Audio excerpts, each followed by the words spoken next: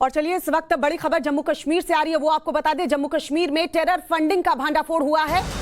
MBBS घोटाले में जम्मू कश्मीर के युवाओं को पाकिस्तान में एमबीबीएस की सीटें बेचकर फंड जमा कर रहे हैं। छापेमारी में दस्तावेजों के साथ यह खुलासा हुआ है कि जमाते इस्लामी ने युवाओं को पाकिस्तान में एमबीबीएस की सीटें बेची हैं और उस फंड का इस्तेमाल आतंकी गतिविधियों में किए जाने का शक जताया गया है।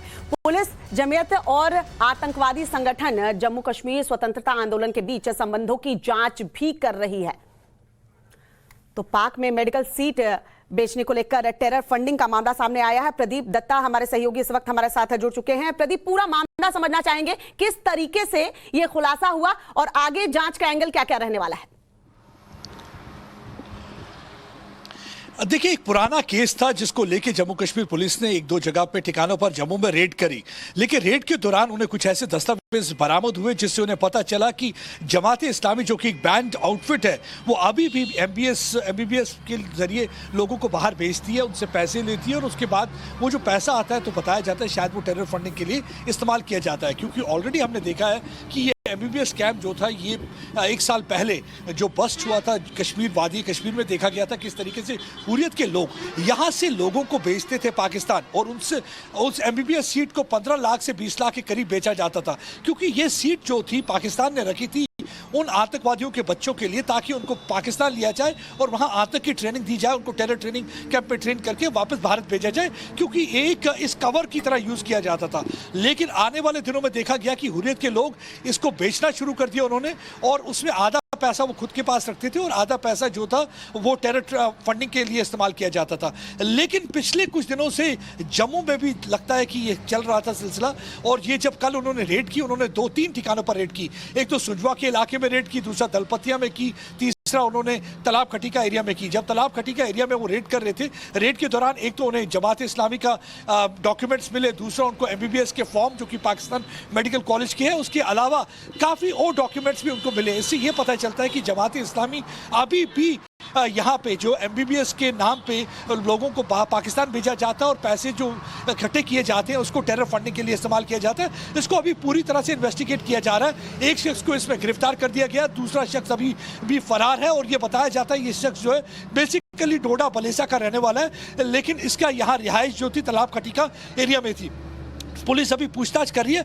बहुत सारे लोग इससे जुड़े हैं और बताया जाता है इनका कनेक्शन जो फॉर्मर मिनिस्टर है बाबू सिंह, जो कि मुफ्ती मोहम्मद सैयद की सरकार हुआ करती थी कुछ वर्ष पहले, उनमें वो मंत्री हुआ करते थे, और बाबू सिंह ऑलरेडी जेल में है। हवाला पैसा बरामद हुआ था 6 लाख के करीब। उस मामले में भी अभी तफ्तीश और बाकी इन्वेस्टिगेशन चल रही है। लेकिन ये बहुत बड़ी लगता है, बहुत बड़ी स्कैम है और ये बहुत सारे लोग इससे जुड़े होंगे, और मुझे लगता है कि वादी कश्मीर में भी इसके तार जुड़े हैं। जमाती इस्लामी एक बैंड आउटफिट है और ये जो पैसे इकट्ठा करते थे, ये पैसा जो है हिजबुल मुजाहिदीन जैसी तंजीमों को दिया जाता था ताकि कश्मीर में आतंक फैला सके।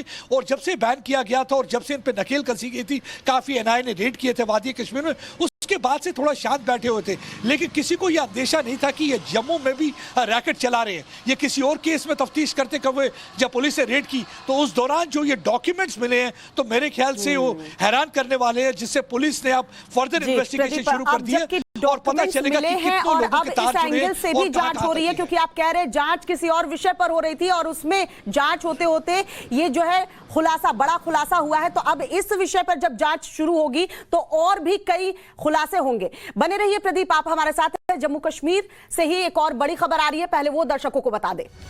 जम्मू कश्मीर से बड़ी खबर है। सुरक्षा एजेंसियों के मुताबिक जम्मू कश्मीर में घुसपैठ की फिराक में 200 आतंकवादी से ज्यादा आतंकी मौजूद हैं। सीमा पार आतंकवादी ढांचा बरकरार है और सीमा पार से 6 बड़े आतंकवादी शिविर जो हैं 29 छोटे शिविर चला रहे हैं, जहां पर पड़ोसी देश आतंकियों को ट्रेनिंग देता है। हालांकि सेना के उत्तरी सैन्य commander lieutenant general Upendra Dwivedi के मुताबिक जम्मू कश्मीर में घुसपैठ में पिछले दिनों में कमी जरूर आई है।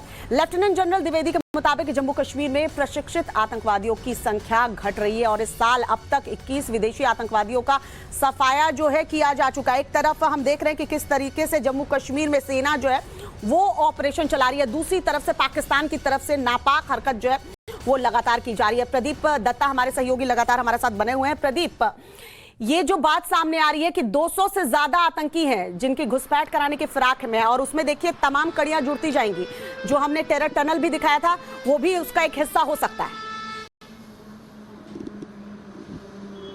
बिल्कुल आप सही कह रहे हैं। देखिए, पाकिस्तान में चाहे सरकार किसी की भी आए, कोई भी आए, लेकिन पाकिस्तान के मंसूबे जो भारत के खिलाफ है वो हमेशा से चलते रहेंगे। और इसी के यही बताया जो हमारे यहाँ के lieutenant general GOC northern command Upendra Dwivedi ji ने, उनसे जब पूछा गया तो उन्होंने कहा कि 200 के करीब जो आतंकवादी हैं सरहद के पार बैठे हुए हैं और वो यहाँ आने की, घुसपैठ करने की पूरी कोशिश कर रहे हैं। उसके अलावा जो आतंकवादी ठिकानों की बात करें, टेरर ट्रेनिंग कैंप्स की बात करें, तो 6 बड़े टेरर ट्रेनिंग कैंप है। उसके अलावा 21 छोटे टेरर ट्रेनिंग कैंप भी हैं जहां पे इनको टेरर ट्रेनिंग दी जाती है। AK-47 राइफल को कैसे हैंडल करना है, ग्रेनेड को कैसे मारना है, और उन्हें यहां पे घुसपैठ कराने की कोशिश की जाती है। हालांकि इन्फिल्ट्रेशन अटेम्प्ट्स तो काफी हो रहे हैं, लेकिन कामयाब बहुत कम हो पा रहे हैं, क्योंकि हमारे जो सुरक्षा बल जवान है काफी चौकस है, मुस्तैदी के साथ है, और पूरी तरह से काउंटर इन्फिल्ट्रेशन ग्रिड हम कहें तो बहुत ही पुख्ता और स्ट्रॉन्ग और रोबस्ट है। इसी वजह से वो इन्फिल्ट्रेट नहीं कर रहे हैं। लेकिन पाकिस्तान की तरफ से लगातार कोशिश, आपने जैसे कि अभी बताया कि किस तरीके से टेरर टनल का इस्तेमाल किया जा रहा है।